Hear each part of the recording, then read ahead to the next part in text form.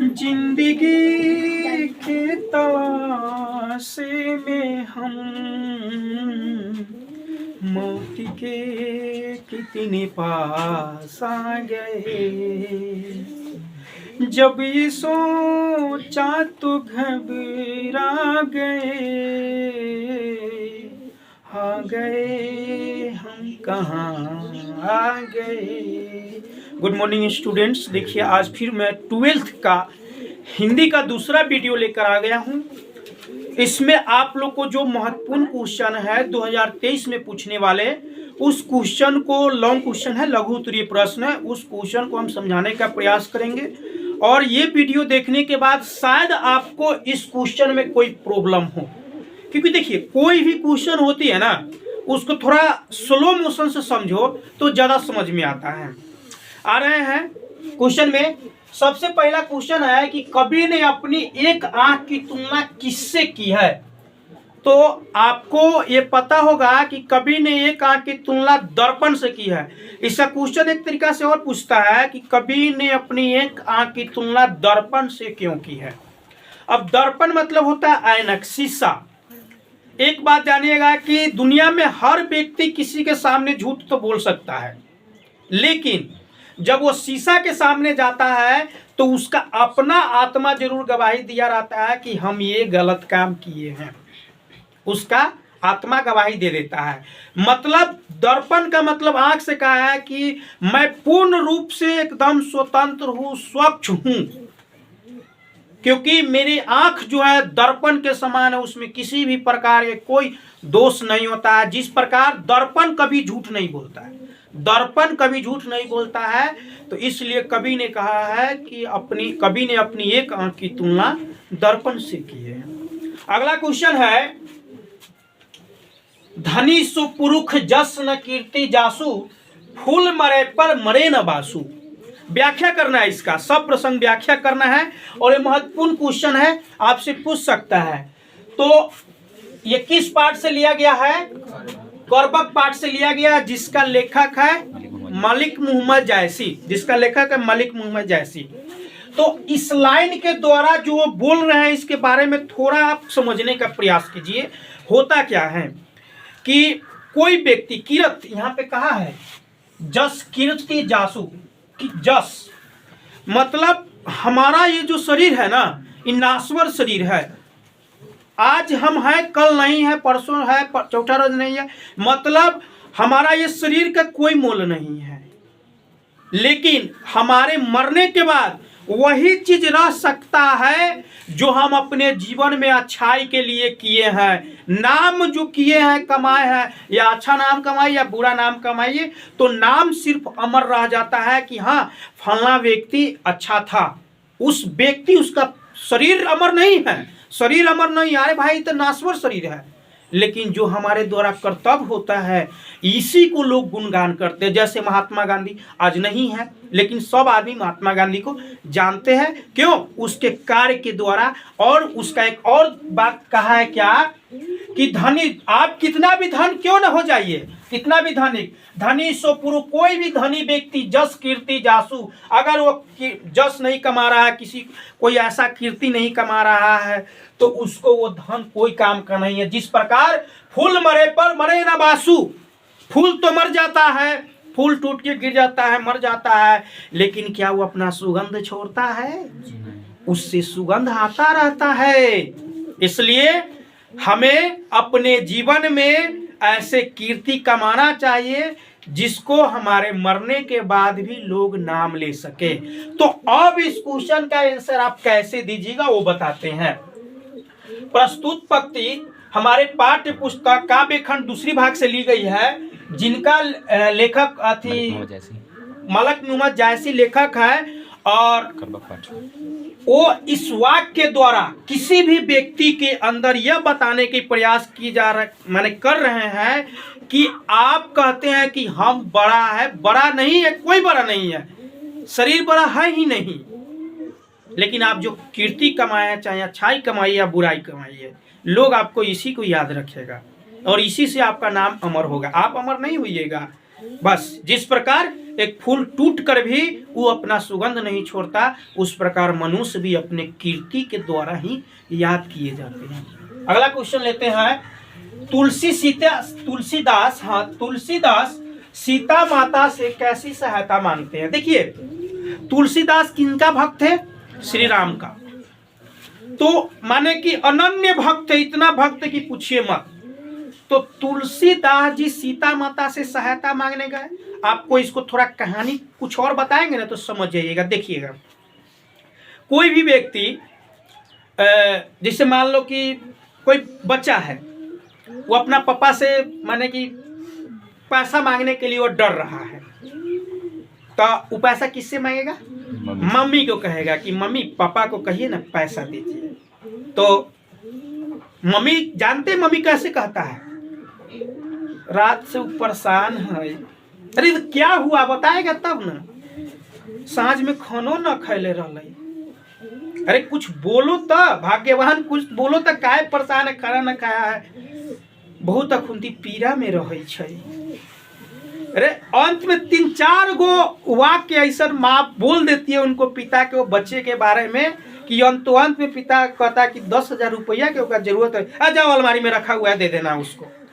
उसी प्रकार तुलसीदास जी सोच रहे हैं कि अगर कहीं हम भगवान के कहें कि हम आपका अनंत सेवक है, आप ही का नाम लेकर मेरा हर कार्य सिद्ध होता है और आप ही के नाम लेकर मैं पेट भरता हूँ, आप मुझे अपने शरणों में रख ले, हो सके मेरी बात को नकार दे, हमें नकार दे।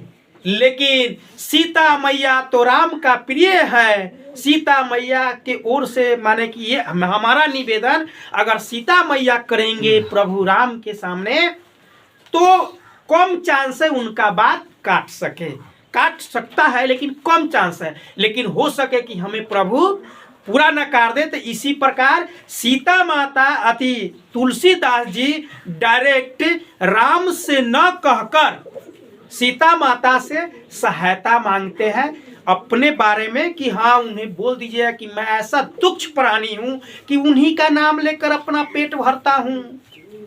यही सब तो किया था। क्या आगे देखिए, चातकी किसके लिए तरसती है। देखिए, चातकी एक पक्षी का नाम है। तरसना बेचैन, कोई चीज हमें नहीं मिल रहा है उसको क्या कहते हैं? तरसना। बेचैन है, तरस रहे हैं उस चीज के लिए। गांव घर में कहते हैं ना कि कहता है ना कि कोई चीज नया है, अपने खीर बना के खाया है, हमर लड़का के तरसा दिया है, खाती मुँह ललाती है, देखती मुस्कुराती है। क्या यही बात में? अच्छा आगे देखिए। तो चातकी एक पक्षी का नाम है और वो स्वाति मतलब बारिश के बूंद, स्वाति बारिश के बूंद को स्वाति के बूंद कहते हैं, स्वाति कहते हैं। जमीन पर कितना भी पानी पड़ा हुआ है, पानी का माने बहुत पड़ा हुआ है, लेकिन वो जमीन का पानी वो नहीं पी सकती है। वो पक्षी हमेशा पानी, कौन पानी पीता है? बारिश के बूंद ही, जब बारिश होती है तो उसमें मुंह बाके उस बारिश के बूंद उसके माने के मुंह में पड़ता है, बस सालों भर उस बारिश का इंतजार करती है। कौन? चातकी। तो चातकी स्वाति के बूंद के लिए तरसती है, क्योंकि स्वाति के जल ग्रहण करती है और इसके अलावा कोई और जल ग्रहण चातकी नहीं कर सकती है। तो चातकी स्वाति के बूंद के लिए तरसती है। देखिए, उसके बाद है पुत्र के लिए माँ क्या क्या करती है। ये आपको पुत्र वियोग सुभद्रा कुमारी चौहान पिछले वीडियो में हम पढ़ाए थे। क्या क्या करती है पुत्र के लिए माँ? वो सारे कार्य करती है जो ये दुनिया में कोई कर ही नहीं सकता है। अपने बेटे के खुशी के लिए मनौती मानती है, पत्थर को भी देव बनाती है, कहीं फूल चढ़ाते हैं, कहीं बतासा चढ़ाते हैं, कहीं शीश नवाते हैं अपने बच्चे के लिए। रात भर जग जग के, आंख माने कि पूरा रात जग जग के उनके लिए बिताते हैं। कोई काम करते रहते हैं तो जब भी बच्चा माँ कहकर पुकारता है, काम छोड़ के दौड़ के आता है। पहले अपने अपनापन को भी एक माँ अपने बच्चे के लिए भूल जाते हैं। तो माँ यही सब तो अपने बच्चे के लिए करती है। हो गया इस क्वेश्चन का आंसर। आगे देखिए, माँ के लिए अपना मन समझाना कब कठिन होता है, ये भी उसी पाठ से लिया गया है। देखिए सब इम्पोर्टेंट क्वेश्चन सब है, आप तैयारी कर सकते हैं। ये क्वेश्चन सब ऐसा है कि एक बार समझ लीजिएगा ना, थोड़ा नॉर्मल तरीका से देखिए। कोई बड़ा क्वेश्चन है ना, उसको स्लो मोशन में समझने का प्रयास कीजिए, एकदम हो जाएगा, कोई दिक्कत नहीं होगा। यही सब आगे चल के लेक्चर, जिसको ना कहता है लेक्चर क्लास होती है, आगे चल के बड़े बड़े प्रोफेसर सब होते हैं। चाहे हम कहते हैं ना कि हमको कोनो सब्जेक्ट का दे दीजिए ना, इतना बड़ा सवाल दे दीजिए ना कि हाँ इतना बड़ा लिखना है, हाँ हम लिख देंगे, क्योंकि हम उसको जानते हैं कि कैसे पढ़ना है और कैसे लिखना है। भाई मेन टॉपिक याद होनी चाहिए। तो क्या है यहाँ पे, माँ के लिए अपना मन समझाना कब कठिन हो जाता है। देखो माँ दुनिया में हर दुख बर्दाश्त कर लेती है, कुछ हो जाए, उसका पति भी मर जाता है ना, पति भी मर जाता है ना, तो भी उतना उसको दुख नहीं होता है। लेकिन जितना दुख उसको बेटा के मरने पर होता है। जब कोई माँ यह सुनता है कि उसका बेटा अब ये संसार में नहीं है, उस समय माँ को मन समझाना, अपने मन को समझाना कठिन हो जाता है। उस समय माँ को मन समझाना कठिन हो जाता है, और पता नहीं काहे उसको ये जानती है कि उसका बेटा वापस लौट के नहीं आ सकता, लेकिन फिर भी उसको ये मन में हमेशा चलता रहता है कि केनू से हमारा लड़का आ रहा है। तो इसका मेन टॉपिक है, जब किसी औरत की बेटा मर जाता है तो उस माँ को अपना मन समझाना बड़ा कठिन हो जाता है, चाहे वो इंसान हो या जानवर हो। दुख जानवर को भी होती है, इंसान को ही नहीं, जानवर भी रोते हैं। कभी देखिएगा कोई जानवर के अगर बच्चा मर जाएगा तो वो रोएगा, देखिएगा कभी समय मिले तो। आइए देखिए, डरा हुआ मन बेमन जिसका बाजा रोज बजाता है। डरा हुआ मन बेमन, देखिए ना यहीं पे तो इसका क्वेश्चन बनिए गया। बेमन, बिना मन के द्वारा किया गया कार्य को बेमन कहते हैं। तो बेमन कैसे कैसे होता है, इसके बारे में जान लीजिए। मान लीजिए किसी के पिता कह रहा है कि जाओ खेत में काम करना है, जाओ तो 1 कट्ठा खेत उसको ताम के आना।